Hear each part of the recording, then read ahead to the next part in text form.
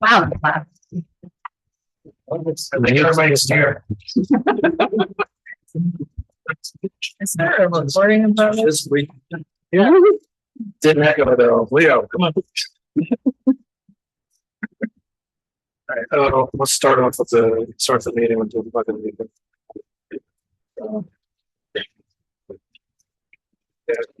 United States stands foundation indivisible with liberty and justice for all. Here. Here. Here. Here. All right, thanks for joining us, everybody. So first up, we have to approve the meeting minutes of February 12th and 19th. We'll move those. Second. Yes. Yes. Yes. Yes. Yes. All right, and then Rick isn't gonna he's not gonna be here this evening, so we can move right into Ray. Yeah, okay, so the monthly updates on the web and sent around in the mail group. A couple things I'll call out is that the numbers this month include for both February and then the annual look back at the entirety of 2025. So the second column on all those statistics is the 2025 numbers. If you look at the item right above that, I also did a tabulation of how much investment in the town these building permits represent. So not every project gets a full permit. There's lots of things that are not requiring that. The ones that do total up to $38 million that people invest in the town by. And then the other thing I wanted to call out in the report was that after we got our CDBG grant of $1.5 million for the Hancock Village Mobile Home Community Sewer Extension, we're now working with the property owners to get the technical engineering design done for that. And then we also have a bunch of easements to procure and then some agreements. And one of those agreements with Cook Properties in town is to allow an out-of-district user. And we don't have a lot of precedent to go on for that. So there was a look back at some of the recent investments by the district and a way of apportioning that. And that was what was behind the memo that T.G. Miller sent out. So I just wanted to raise that in case there was any comment or feedback on that.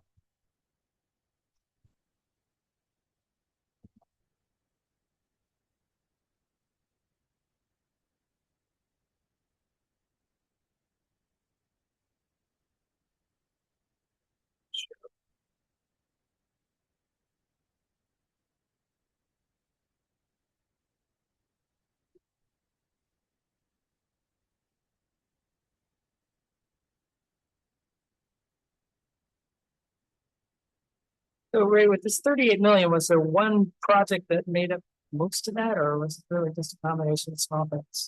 You know, it's really, I mean, the homes that were built, there's probably 20 new single family homes. Mhm. That's a good chunk. Probably the average build is $250,000. But no, that's just a lot of solar panels put up on the roof. Remodel that put another bedroom on for that.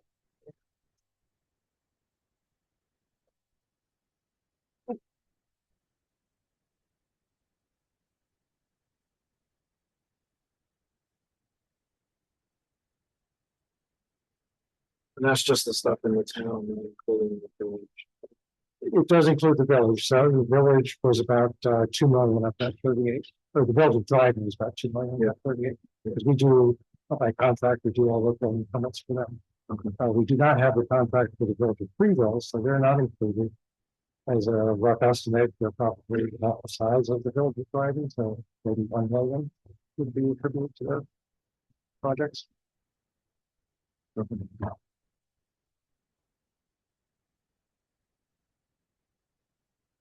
And then can you, since we were kind of talking about it before, can you fill us in on this real quick on the subdivision that's been talked about by every board in the town so far? Yeah, so Trillium Woods was introduced to the planning board, I think, a couple of months ago. It has been out, those preliminary designs were out to the various other boards in the town. So Conservation Board and the Agricultural Advisory Committee weighed in on that preliminary design. Now this last week, we got a revised design that is still awaiting getting a little more detail into their conservation analysis, but that's almost a complete package that will go out for 239 review with the county, and then it'll be ready for the planning board to act on at their April meeting, at the end of April, 4th Thursday.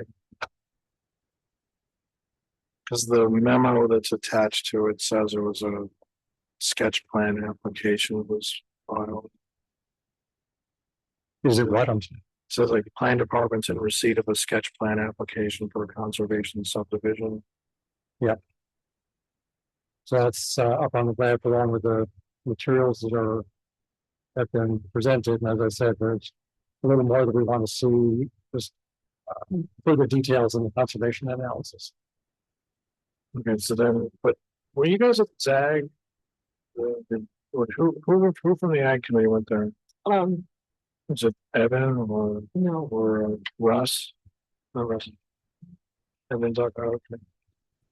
So, 'cause I know we were talking at Ag Committee about the possible, moratorium thing, and then you were telling us saying, so what did like ZAG, how did, what, I mean, because I know Craig Anderson came to Ag Committee too, talking about some Yeah, of the so I'm just, let me pull up. densities and things, but that was a little bit different than what we were talking about, the No, soil protection. specifically talked about updating the language for the conservation district. Here.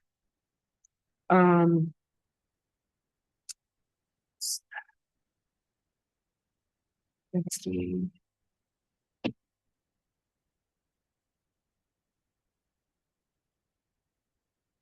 We talked about the conservation subdivisions being mandatory, being required in RA and CD districts, but optional in light industrial districts. Lots of discussion on farmland use.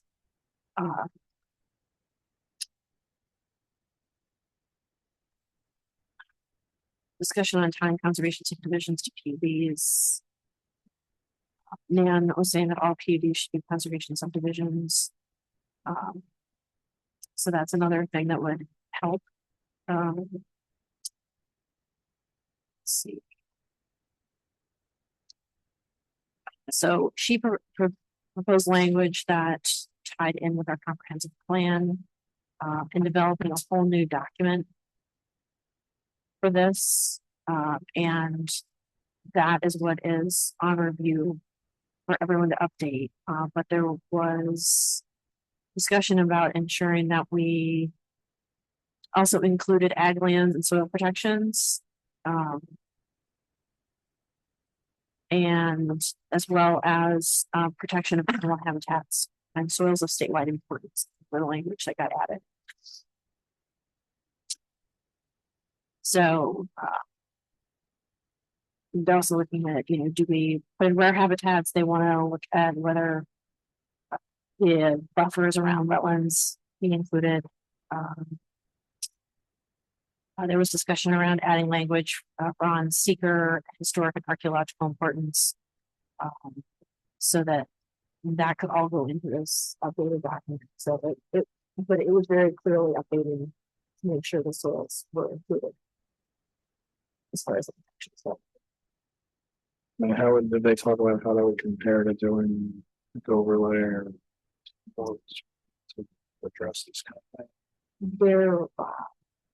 There was quite a bit of discussion on whether or not there should be a moratorium. The overall sentiment was that it would not be supported by Zach.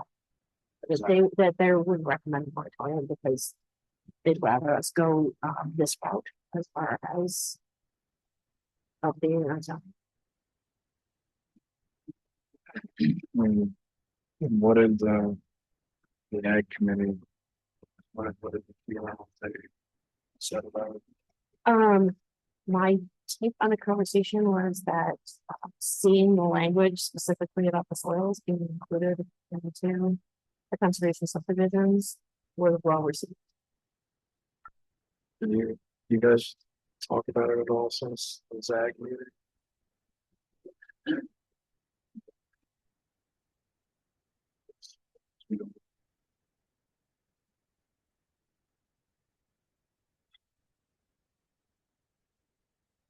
The next one's. The next one's on April 2nd. I look at my calendar. First Thursday. Yeah, the first Thursday. Yeah, so not for 2 weeks. The next ZAG one is not until the 7th.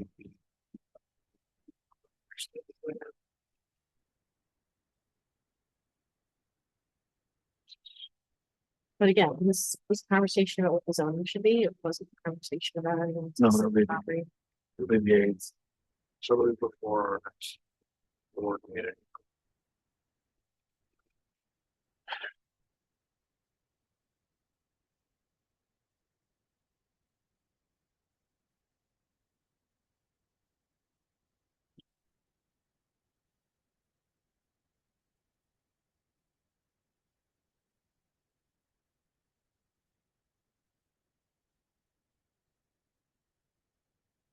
Yeah, is there gonna be any way they can turn this?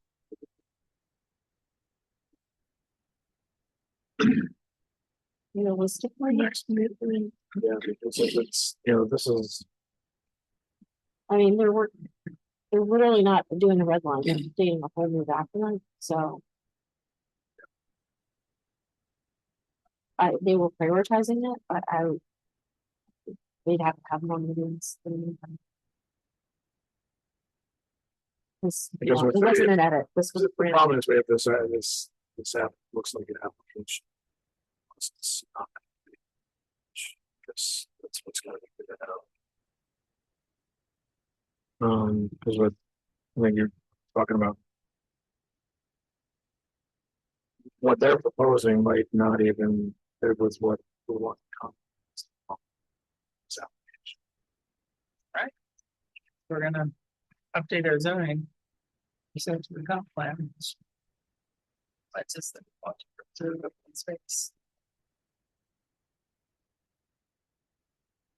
And we also have some very agriculturally delicate. Yeah, because I know they're calling it Trillium Farms in this application, but if you're having a bunch of farms. I know they're gonna concentrate a couple of the idea, but we have conservation subdivisions of preserved farmland as do concentrate. And rest. There doesn't seem to be a real effort at that. I know he talked in one of the meetings about 10-acre lots, because that feels about right. So, this is what people want these days, and now you're saying for 5 acres. I'm sorry, I can't. Some of the lots that have been proposed are 5-acre lots. Yep. I hear you correctly, and we could go down 2 acres, right, according to our code. Yep. That was the one. So I guess I'd like to see if my reaction would be, let's see if they can meet us there and see what that looks like. But Yeah, but the conservation and subdivision, my understanding is it provides flexibility. Where you can densify, do more densification, unlike the standard subdivision, right, that's what we're talking, right? So asking for more density. we could go down to 1/8 of an acre if we wanted to. No, I don't think we can.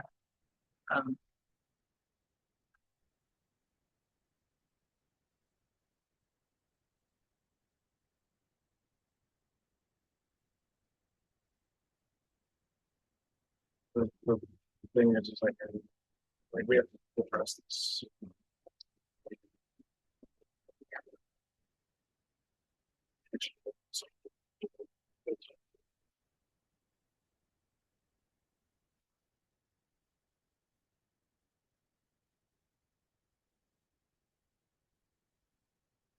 So I just want to make sure we all are on the same page here with our code 276.5 special provisions for major subdivisions. For RR and RA districts indicates that a major subdivision, the minimum lot size shall be 2 acres. No, we couldn't go to an 8 acre, if I'm understanding this correct, Right, Well, an 8 acre, but we could do a 2 acre lot. That's what yeah, I mean, we're, us here, if we wanted to, say to the developer. At least proposes with 2 acre lots. Consider it, I'm not saying. Support it. and they also have to go through the stuff we use.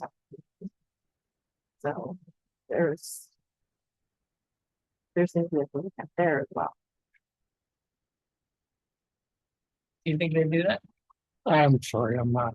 Do you think they- confused here? Do you think they would come back to us with the 2 acre lot proposal if we said none of these can be bigger than 2 acres? Or the same number of lots you're talking? Yeah. That's a possibility, and then do what with the center, how that is well. We want to preserve open space. They already talked about it in this part of our document about covenants and things of the type of land. Yeah, we're So preserving a lot so of they open would be space. able to preserve the 80 acres of the, Rent it for farmers to hay. Beck Farms is always looking for that. So I think that, yeah, that would be a valid proposal to have a lot created that would be subsequently covering the farmland soils. To be a single purchase that way. So that would be one way of approaching it.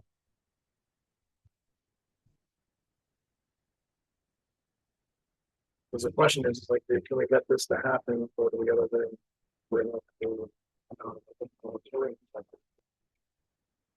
Well, I think it's gonna be, the planning board will be giving them some feedback next Thursday, so that could be part of that. Is to propose having basically an ag lot in the middle. Having the surrounding smaller lots. So I think that's a valid way to do it.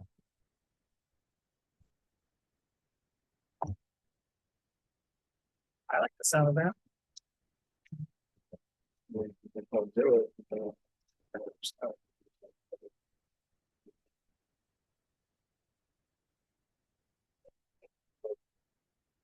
we can do it. Yeah, like they don't like that idea. We might have to pursue other avenues. Mhm. You know,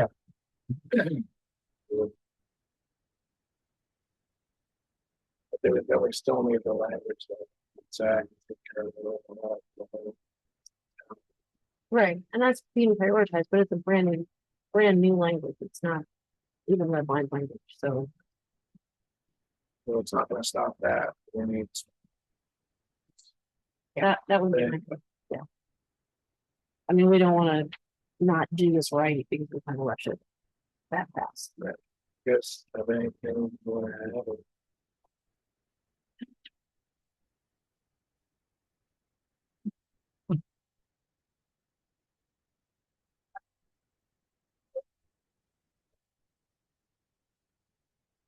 yeah, and now I'm not saying we'll endorse that, but I'd like to at least see that presented.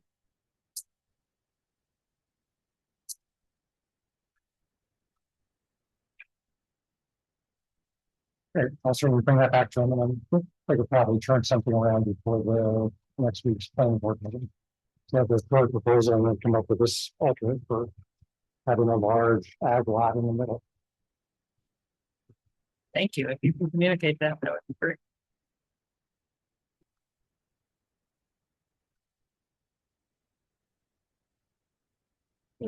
Thanks. I guess we'll put a Dave. Good evening. Do you need to share? Some? Or no? I submitted it, so it's in the materials for the meeting. Okay, yeah, You can share. I can, I can join Zoom too, if that's, however you wanna do it, it's fine. yeah, if you can share it, that's better.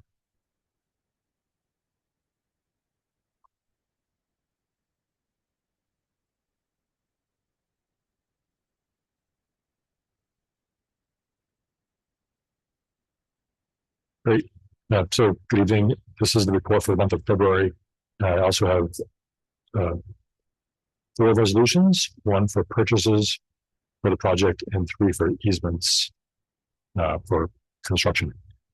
So we'll just do a couple of slides of the monthly report. You have the full version if you I think you've had it for a couple of weeks. If you have any questions, I can go as deep as you want in the report. So the first slide has, well, the second slide has the good news update on where we are with the project. So first up, in February, we hired Connor to join the team, and he started work on the first Monday of the month of March. So it's already been 3 weeks he's been here, making a huge impact. He's handling all kinds of inbound requests from tenants, from landlords, from people who are in our green zone who own their homes, people who are not yet in the green zone, people outside of town of Dryden. He's doing a great job handling all those inbounds, moving some of the renters and their landlords through the process to get their access agreements signed, as well as just helping out all over the place with other parts of the project. So great addition. For construction, all 3 of the construction areas, which are Freeville, Drive, and Caroline, have all been awarded. They're all working their way through the construction process. Currently, estimated time for completion of everything is November 17th, which is about 6 weeks before the state deadline to finish. As of the beginning of this month, March 1st, we had 528 customers that are active. Demand was not as strong in February as it was in January, but we still had 58 new inbound service requests in the month of February. We currently have, I believe, over 850 requests for service who are not yet in the green zone, but are in the town of Dryden. So there's substantial demand. As soon as we turn these parcels green, we can provide them service. We will more than double what we have right now for customers. All to do is build it, they're already here. Now we've got the intermunicipal broadband network deployment operations agreement. This is the intermunicipal agreement between the town of Dryden and the town of Caroline. We updated the financial relationship between the 2 towns in a new version of the document. It includes the shared services agreement, which covers how the 2 towns split the cost of running the project. Also, the monthly operations costs, how we split the cost of all the monthly operating expenses from the backhaul provider to our support, as well as the introduction of the Caroline Municipal Internet Fund, which is the fund within Dryden Fiber's budget that handles all of the Caroline expenses. I've shared the agreement with the Caroline Town Board. They've given the verbal okay that it makes sense based on a presentation I made with them last October. And now it's with our town attorney to finalize, make sure it's ready to go for both boards to ratify. Hopefully we'll have something to you before the end of the month, and then we'll have it to the boards in April. This is really the big governing document for how, once revenue starts flowing in from Caroline, because we already have revenue on the Dryden side. Once revenue starts flowing in and there's expenses on the Caroline side for operations, how we're going to be able to collect the money and then use that money to pay for the expenses of Caroline. Now, finally, in good news, the $1.8 million reimbursement request is working its way to the final details. There are a lot of details to get this money from the state, everything from network diagrams to financial reporting, everything we've done for procurement, where inventory is and how it's being used. And this is just the first of 4 reimbursements. And finally, the New York State Assembly has taken up a bill. It's the Municipal Broadband Financing Modernization Improvement Act. This only has a 1-word change in the existing New York State legislation, which is that bonds for municipal fiber are limited to 10 years, and the goal is it changes from 10 years to 30 years, which matches the lifespan of the infrastructure that we're putting in place. I believe 2 or 3 weeks ago, you approved a letter of support. The broadband committee also did a letter of support, and town of Caroline did a letter of support. I met with a council of other MIP recipients earlier today, and a few different counties who are part of that are going to have a discussion about sending a letter to. So we'll get some support from other parts of the state. Another part of the conversation that we will be submitting to the assembly is that the Public Service Commission is setting depreciation of these goods at 30 years, which is a good sign that the bonds should also be matching a 30-year term if the Public Service Commission is saying it's a 30-year depreciation. So a lot of good news in February. A little bit of that stuff happened at the beginning of March, but a lot of good stuff in February. Any questions? Yeah. When the three of us were talking with Assembly Member Kellis, I think she suggested that we write a letter as well from the town to the committee in support of this government committee. That was done. It was submitted. That's done. Yeah. Okay, so is that the letter of support that you're referring to? I think that happened right around the same time as that meeting with the assembly person. So she may not have heard back from the committee that it had been received. And additional letters of support then that you're referring to, are they going directly to Yes. committee chairs or are they going to us that you're looking at? They're the same person who received the one from Dryden. I can't remember her name off the top of my head. Mary, perhaps? I'll check the email. Even same person in Hampstead. Yeah. All right, great.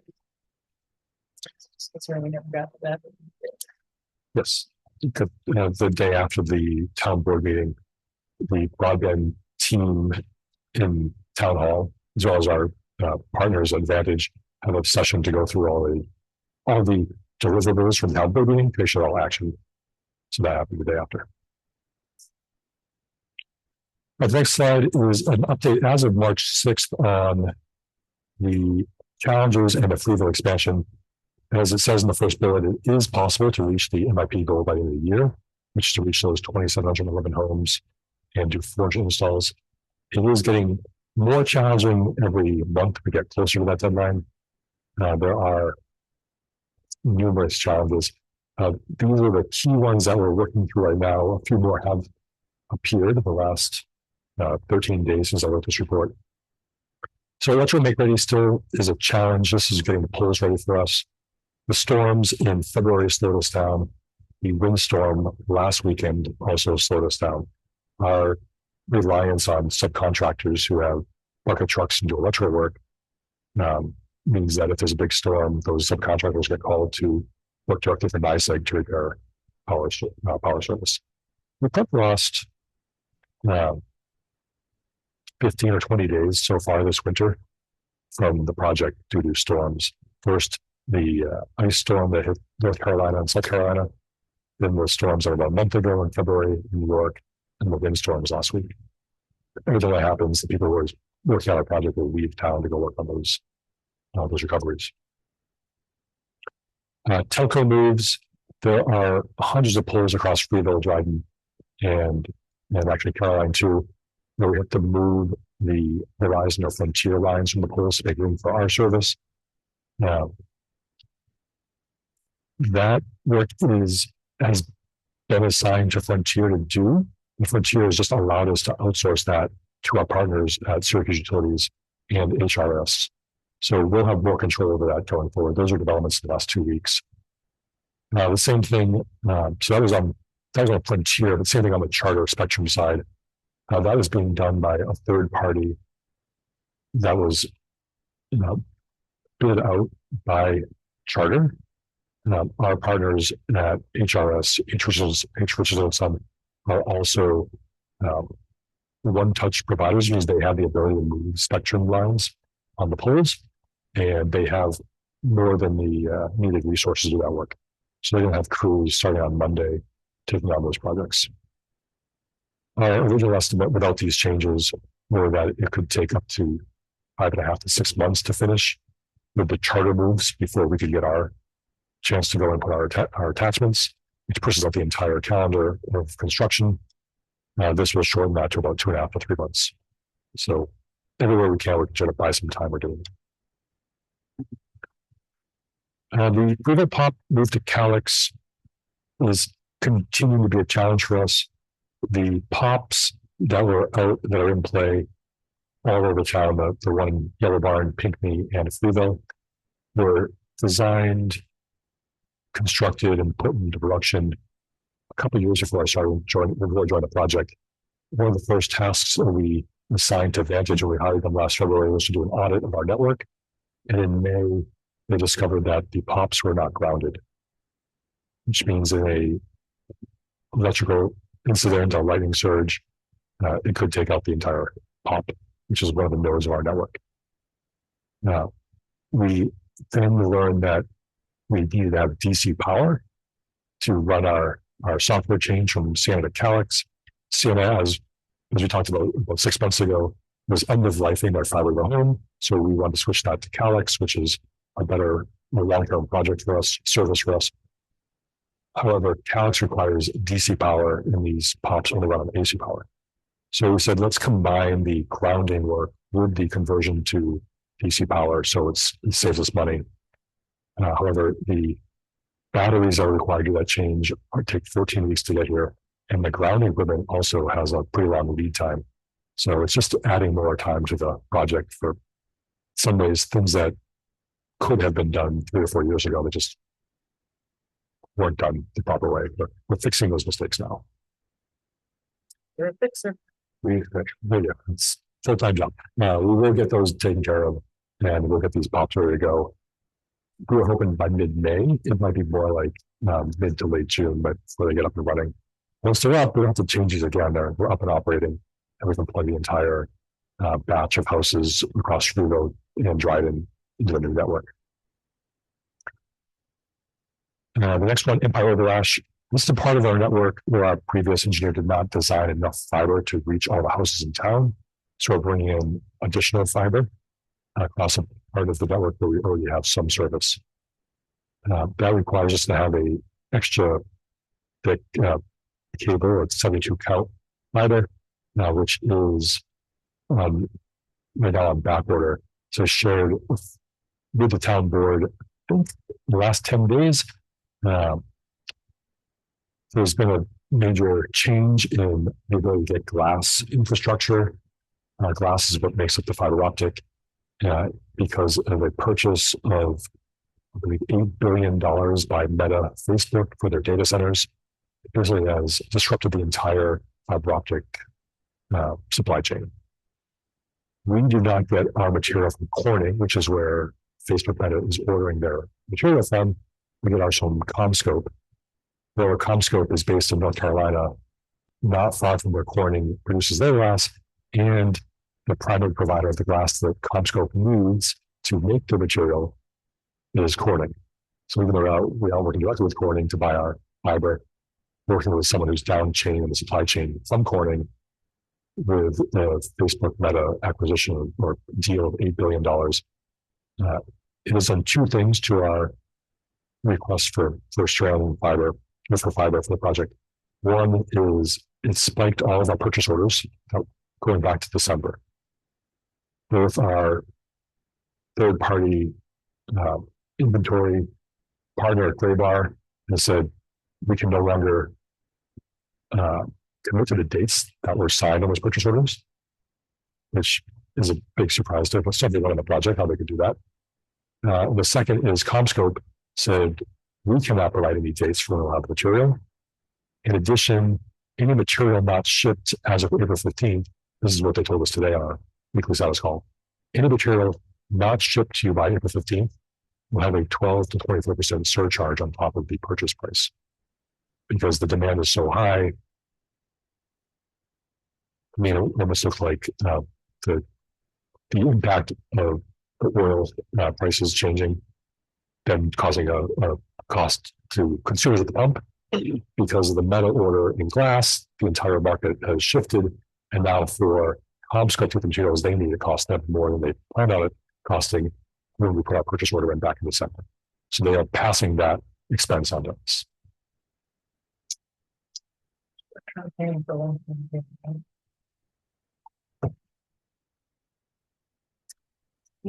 I mean, short-term pain in that we don't know when we're going to get the fiber. and long term, and that will be paying for this for a bit longer than we expected. Well, because of Zuckerberg. I was on Instagram and Facebook today, so we're all to blame. People want their data, they want their networks, they want to be online, they want to use WhatsApp and all the other meta platforms. No, it's just another challenge that we're facing. And finally, state permits. We still do not have a permit in place for Route 38. The challenge we're dealing with now is that it seems like New York State's Department of Transportation does not have a consistent method of reviewing our highway permits. We submitted permits, they rejected them with recommendations, we made those changes. We submitted them again, they didn't like those changes, we made more changes. We submitted them again, they found a whole other avenue to push back on.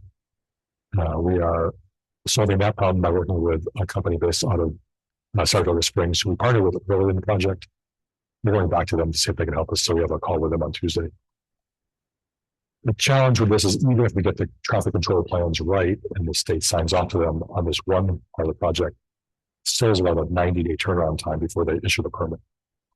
Which puts this area of Freeville, which is Freeville Road west of Route 38, going to Lansing, to start sometime 90 days after we get it in, which might be July 1st.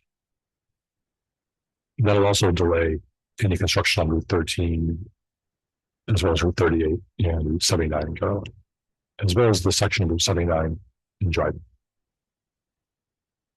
The last two challenges, let's see which one I want to pick first. Our lead at Vantage, Brad Penny, shared with me this afternoon about 5 o'clock, and he's taking a new job at a non-broadband provider electrical business in Mitchell, South Dakota, where he lives, and he's leading the project. He's already selected someone from their team who's experienced, who's going to take over. Brad will be here for about 3 more weeks as he hands everything off to Cole Donahue, who will be our new lead engineer on the project. Not exactly a great time for him to leave, but people lead projects. We'll keep going. Now, the final challenge is to do with easements. In parts of the project, as much as possible, we design and implement the project around telephone poles because the cost is substantially less than boring underground. And given the winters we have, it's better not to have handholds underground across the entire network that could be iced over, frozen over, and snowed over for 2 to 4 months a year. So we designed most of the project with aerial. It's more cost effective. There are a number of places, though, but the Freeville area as well as Dryden and probably in Carolina, where the telephone poles are not close enough to run strand from pole to pole. And that happens for just the nature of Dryden and Freeville and Carolina. It's very rural. In those cases, the fiber will come down the pole, down the street, pole to pole to pole. But when it gets to a pole that's not close enough to the next pole, the service will come down the pole or detach the pole, will bore underground in the right of way of that road. Usually it's on town roads because they're more rural roads that are town roads. We'll run down the right of way of the road underground with a bore. We'll bring through our conduit, then put the fiber through the conduit. Then we'll go to the very next pole we can access, and we'll come back up out of the ground, attach that pole, and then continue down the road. This works great when the distance is too far. We've done this all over town. There are just a handful of cases where the poles that we are using, where we have to hit the pole and come down on the ground, are not very far, but just far enough out of the right of way. And we have to get an easement from the landowner to allow for us to go from the pole to the right of way to our underground channel that runs parallel to the road. I just said a lot there. Any questions on this? Anything so far on this or on these easements? What's involved in that process? You got to draw up some agreement with the landowner. So we started this with the easement that we use to bring Dryden fiber from Ringwood Road to Yellow Barn Road. We go through Bernie Cornelius' project, his his road and then through Phantom Drive to Yellow Barn. So about a year ago, we realized that it would be good to have that papered up. We met with our attorneys, we put together an easement. We then worked with Bernie. He agreed to the terms. It made sense to him that we were going to bring the service through his property. It follows the exact load lines, doesn't go off into his property where it doesn't impact his ability to continue to build up there in his property. We put a handholds as we built that so it can provide service to his tenants because there are a dozen houses up there too. And we're good to go. The first one of these easement requests was on Caswell Road, which I got approved last week. It was a property where the pole is across from Sundown. We literally have to go about 10 feet in the person's yard. So the service will come underground. It'll come up right next to that pole, it'll go up the pole, and then down the network to affect the network. Now, so how that happens is the engineers say, Dave, we found a pole that we have to reach, and it happens to be a pole that is within someone's yard. These poles are almost always at the very edge of the yard, really close to the road. And often people have these poles in their yard that are nowhere near where they tend to spend most of their time on their property. They're at the edge or the corner almost all the time. Not always, but almost all the time. They're not like in their front yard, right in front of their front porch or anything. They're usually at the very edge of the line because these poles have been there for 50 years where it made the most sense to put them to provide service along the road. Just where the bend of the road, it might be an extra 10 feet in the yard versus right on the corner of the road. So the engineers will draw up a plan and say, this is the pole we need. This is where we go underground. The underground segment is like 15 feet, 10 feet. From there, it'll go up into the air and follow the aerial lines, which we already have aerial easements from NYSEG. That's the first step. The engineer tells us where this is. Then we find out the address of this location. I work with the planning department with Ray and his team to figure out who's the homeowner of this parcel. And then we reach out by telephone, say, with a pretty simple script. Hey, I'm Dave from Dryden Fiber. We're doing a project. Have you heard about our project? We're bringing fiber down your street. For us to connect the network together, we would like to use the pole in your yard, which already has an easement from NYSEG, and we would run an underground network, basically a 4-inch bore underground, about 3 feet down to 4 feet down. It'll come up next to the pole and then provide service up that pole, the same way the other utilities on those poles. Then the homeowner, the property owner will say, might ask some questions like when, how much, like when is it going to happen? What do I have to do? Sometimes they will say, great, go for it. Doesn't bother me. I already have that pole there. It already has TV on cable, it already has telephone, it already has electricity. If you want to do it, that's fine. So then I have to say, well, we can't just do it. We have to have an easement. So I have to send you a document that explains what the easement is, what we're going to be able to do to provide service by using this easement. And they would drop a diagram that shows their parcel. Now we use a Google Map view to show like where it is from the Google Map view, as well as the county assessor outline of the entire parcel to show where on the parcel this is. We've done 5 of these so far. Every single one of these is at the very edge of the parcel in a 10-foot line of this is where they'll be underground. This 4-inch conduit underground. Send them the easement by email to take a look at it. And if they are okay, then we schedule time to have them sign the easement with a witness of a notary, because that's been notarized. Once it's been notarized, then we file it with the county and it becomes part of their property. Just like any other easement they already have. You know, when you buy your house, you get that big packet in your abstract. Well, those are all the easements from every other utility that might be on the property. And then we're good to go. Once they have signed and it's been notarized, we give authorization to the engineering firm to tell the construction team we're good to go. We can do the construction. Construction then lasts typically less than half a day to drill that bore, come up underground, out of the ground, connect it to the pole. They cover the hole with gravel and then topsoil. And then once this spring, mud, rain, snow, ice season ends, they'll come back, put more topsoil down, and then seed the grass. I think it's great that you make that person a phone call. Thanks. Keep trying to reach the person. I mean, I've talked to all 5 of the people who we've offered these easements to. That's an elaborate process. It's a better process if the construction team is not sitting across the street from the house because they need that pole like this week.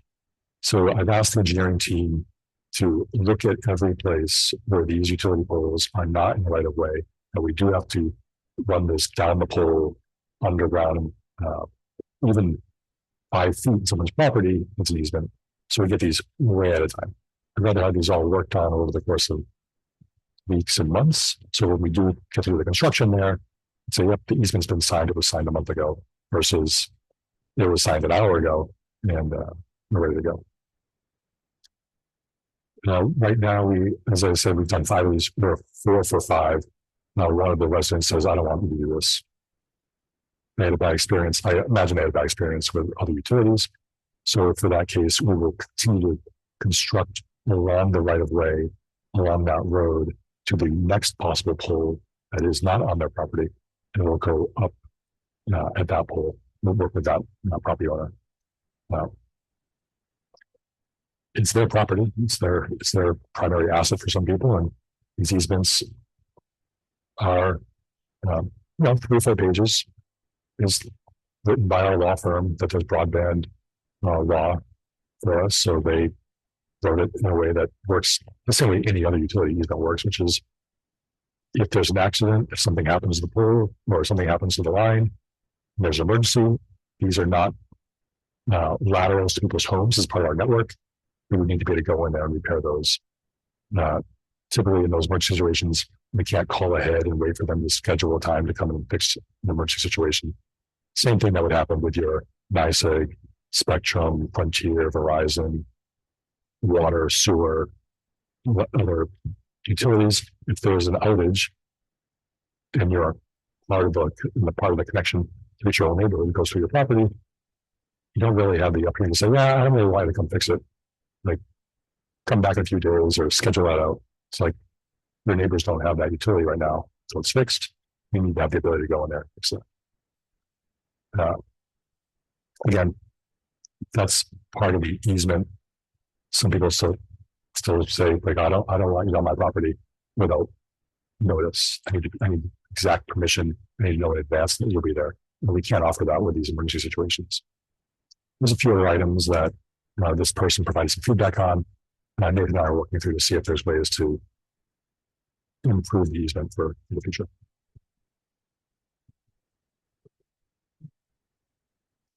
So it's a super busy month. It's going to get busier and busier as we get closer and closer to the end of the year. And the goal is still to be constructed completely across all of Freeville, all of the MIP locations, and all the non-MIP locations by the end of the year. We're working at every angle to get this done on time. Fingers crossed. Just want to add that Dave's agreed to speak to the Tompkins County Council of Government next Thursday. So that's will be our special guest to talk about Carolina Drive. And additionally on the agenda, we'll do something with the community broadband network, talking about their work in the rest of the county. I don't think it's quite as elaborate as what we're doing right now. But it's interesting that they're county. It's great. We think about this project as a 40-year investment in the town. So while there's a lot of work, a lot of trucks, a lot of pole replacements, a number of easements, there's a lot of things happening with materials coming into town and being put in place. This is a 40-year investment. So it's going to be around a long time. And it'll be great when this first part is done and we can move to the home installations and expansion across every house in town that wants service. We can provide service to them. So I have a few resolutions. The first is a procurement resolution with Graybar to approve purchase materials for Dryden Fiber.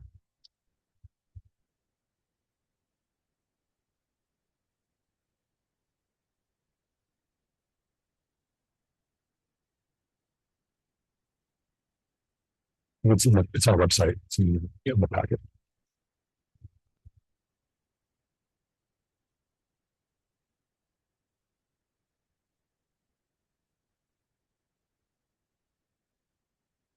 So I'll move this. This is the first of the four resolutions.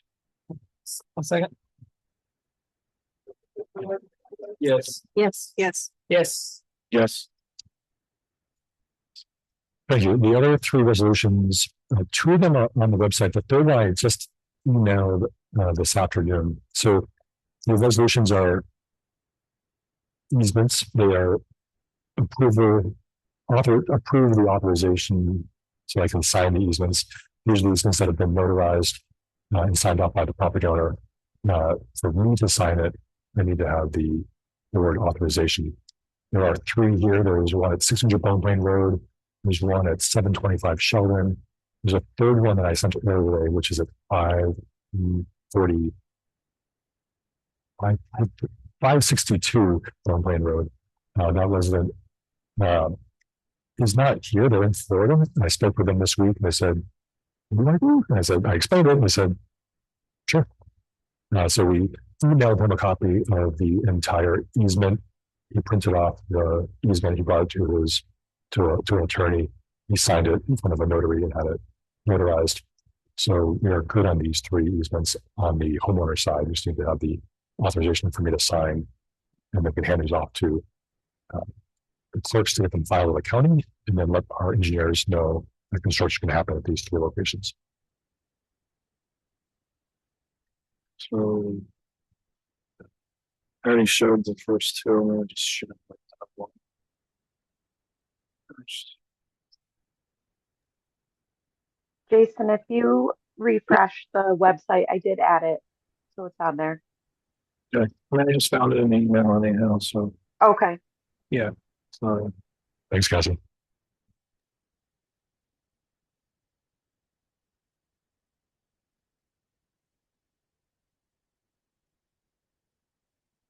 all right, so I'm just gonna move all three together. They're separate resolutions, but I just want to move third since they're all just to authorize David to sign on behalf of the town and Dryden.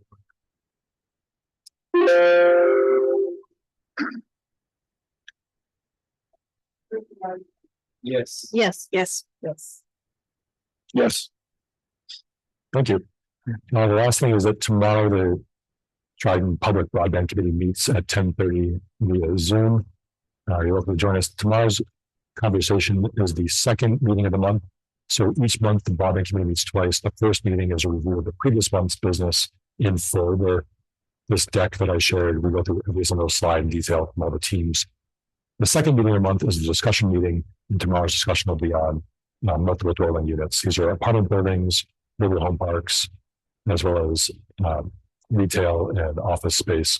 This is where we a little bit more work to be able to provide service because there are multiple people inside that address. So it'll be tomorrow morning's discussion at 10:30. And I'm available for any other questions. Thank you. Thank you, Dave. So the county legislature actually has a meeting tonight, so they're not gonna have anybody here from them. Their normal meeting got moved to Thursday night this week. Pakistan. Some nice act or something like that, which probably was on St. Patrick's Day. So, yeah.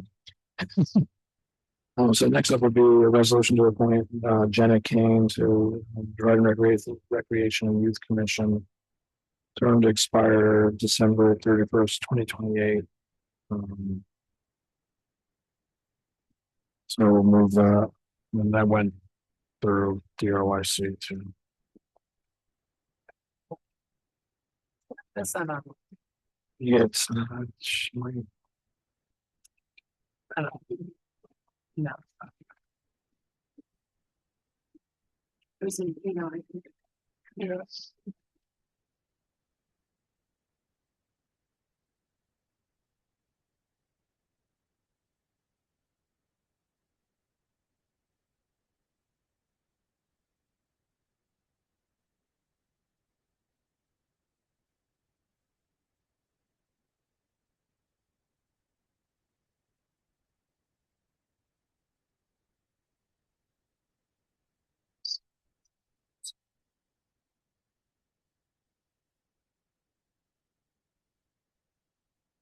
second that. Yeah, I moved it. Yes. Yes, yes. Yes. Yes. And then for so Cassie went out and got and thank you for doing it, getting another quote for the audio visual system. It's for substantially less, but money, but it does what we would want. I think it was sent out to everybody Yeah, already. it's very impressive. I thought we'd be paying more. Yeah. So unless you have any other questions about it. So we're going with the optional 86-inch display.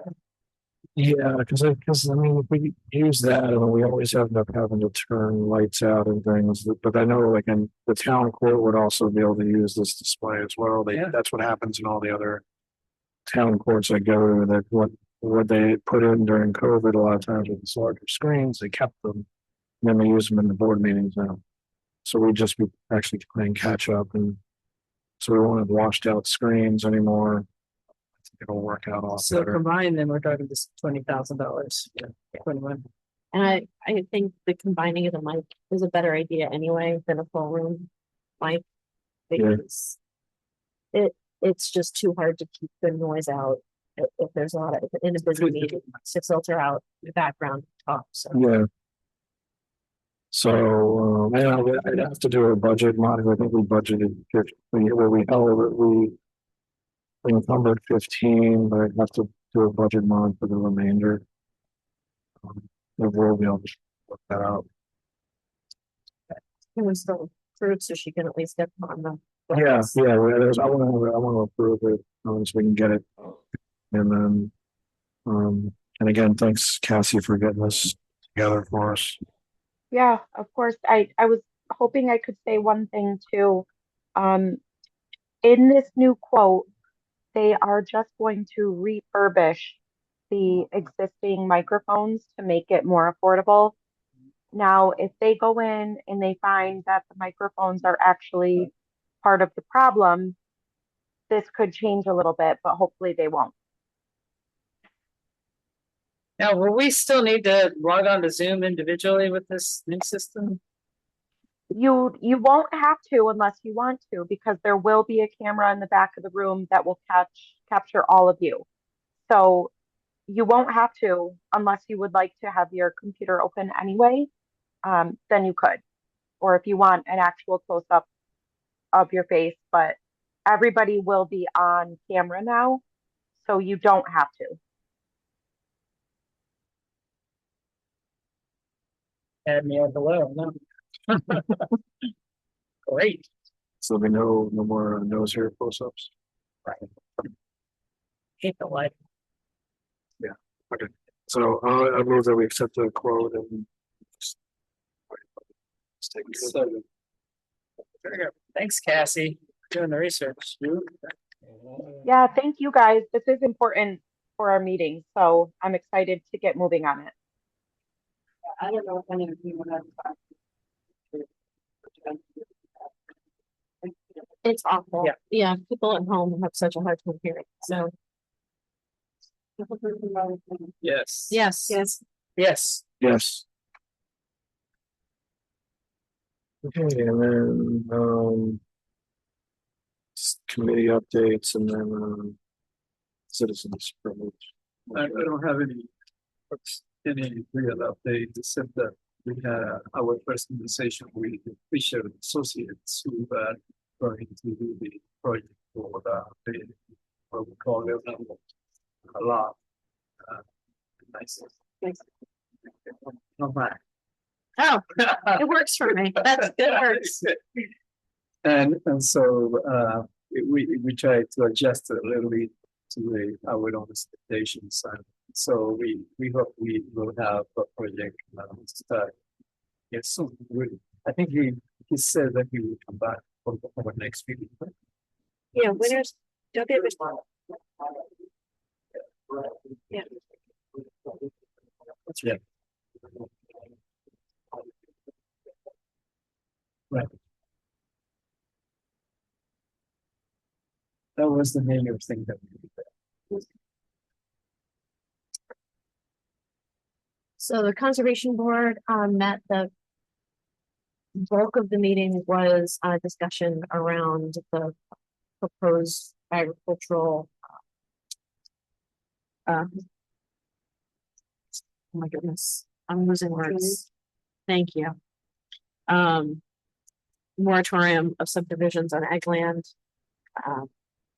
They do support not developing that space. There was a lot of discussion around people who live there probably won't like the smell of farms. So, it's going to be difficult for people to live there, as well as all the many concerns around the people areas and what would happen with that. They're still looking for a high school liaison for the board. And they are working actively to find a time for a combined meeting with the fire. Action committee.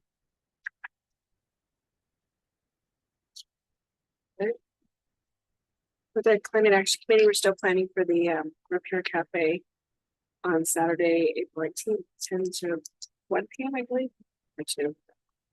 And then they're still looking for a couple of fixers, like a bicycle repair person. Another general fix-it person that can do like electrical work. So if you guys know of anybody, send them to Marine for Graceway. That's it. So for the ZAG, and planning, we already discussed earlier in the meeting, it was the main focus of the last ZAG was conservation subdivision language development. The next meeting, which will be on the 26th of March, I'm sorry, on April 9th for ZAG, is going to be focused on use tables and lot dimensions, which is information that needs to be updated to go along with the conservation subdivision language. The next planning board meeting will be March 26th.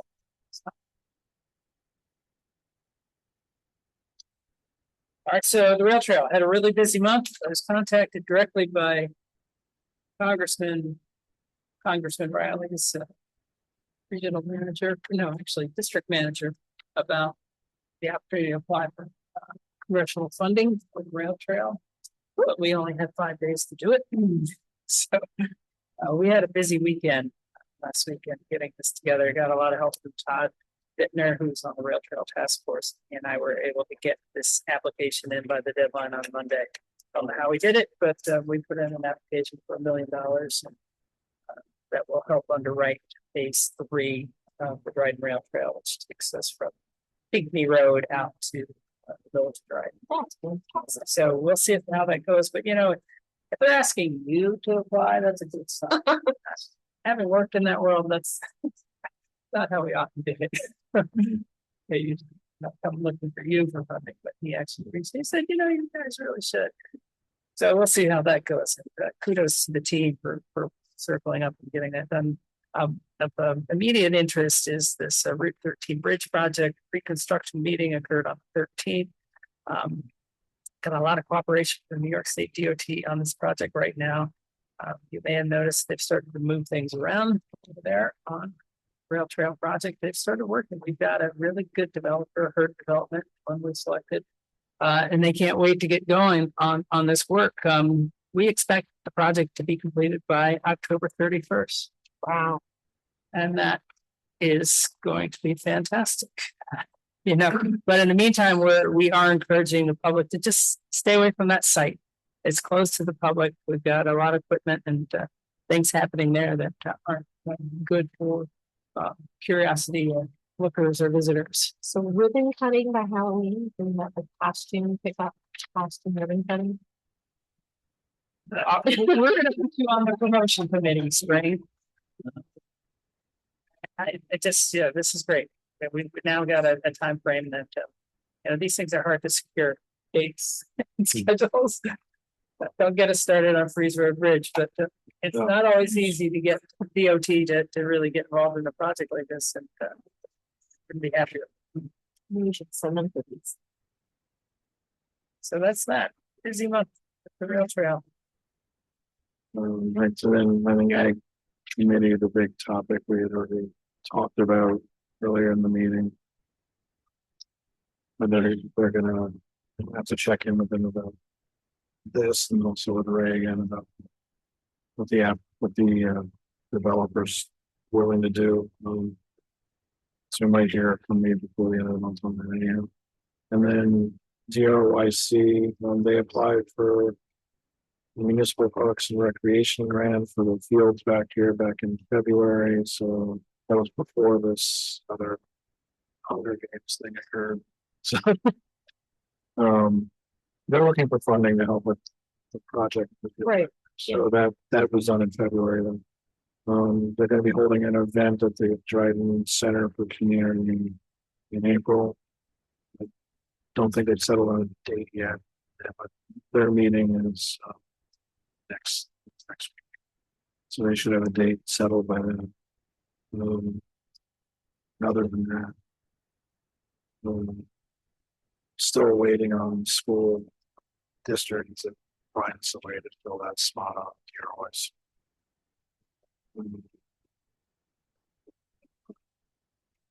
Yeah, those are the side effects. And they have the draft.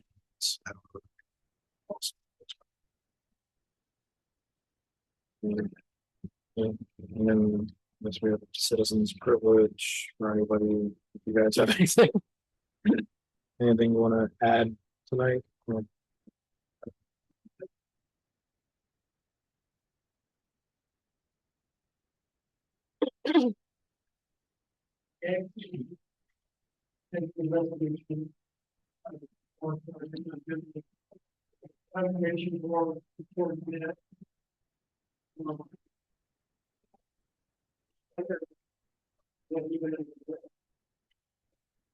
Yeah, it's my fault, but we're talking about it anyhow, so we can add it the day of, which is what I did during planning, because that's why we had to talk about it. But it seems like, yeah, well, yeah, I mean, you were part of it, so we did discuss this. I mean, it looks like we're trying to do is see what he can find out by next week for planning board. And then if we have to come back and do something about it, I'll just schedule another meeting like we did for the data center. That's what will happen, because we did pull that one together, I think, in 3 days. So we all have a resolution.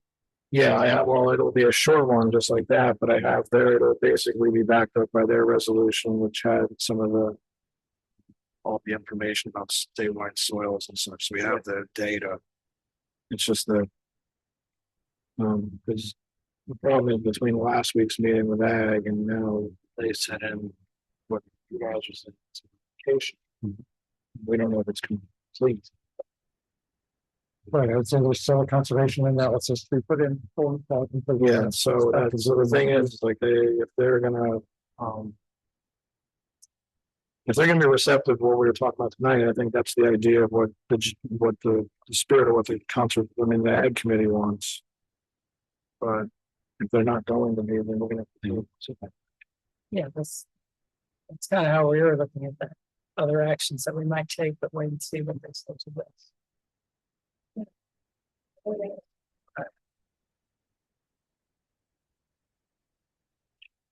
Yeah, because the difference between last week and now is we didn't have it. We didn't have anything submitted.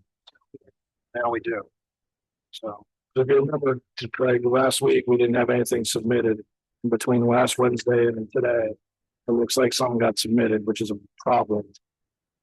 But if it's not complete and they're not going to change it, then looks like we have a short window. So, all right.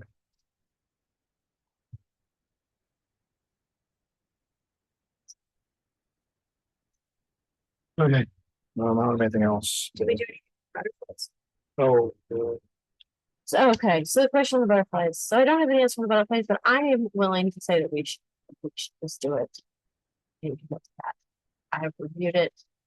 This is not a big lift. Conservation board can do it. Okay. So we're pro butterfly. We're pro butterflies. I will fill it out. I'll put my name on it. Okay. You guys agree with that? sure. Thank you. Resolved to Reminding be me. pro butterfly, Better than moths. not from.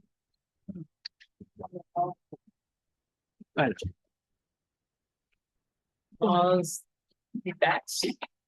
I'm for that. I know that. Bats. Okay. Seems awful early to be closing up. Well, we're adjourned. It's like